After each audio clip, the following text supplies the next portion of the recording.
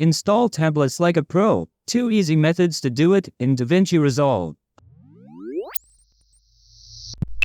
Hello everyone. To install the DaVinci Resolve Template bundle, you have 2 easy ways to do it. If you'd also like to learn how to export a custom macro and convert it into a Resolve template bundle, I've got a step-by-step video tutorial that walks you through the entire process. Hit the like and subscribe button, and let's get started. First, open DaVinci Resolve and go to the Fusion page. Then open the folder where your DaVinci Resolve template bundle is located. Select the DaVinci Resolve template you want to install. Then drag and drop it anywhere in the nodes area on the Fusion page where you want it. A confirmation dialog will pop up. Click the Install button. The template will be installed. Now switch to the Edit tab.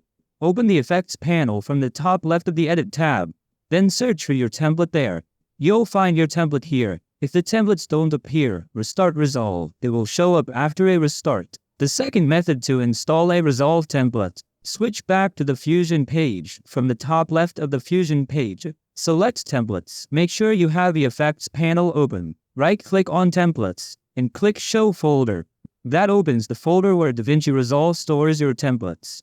Now you can drag and drop any Resolve template into the Templates folder, but this will move the template without keeping a copy of the template. If you want to keep the original file, right-click the template you want to install, choose Copy.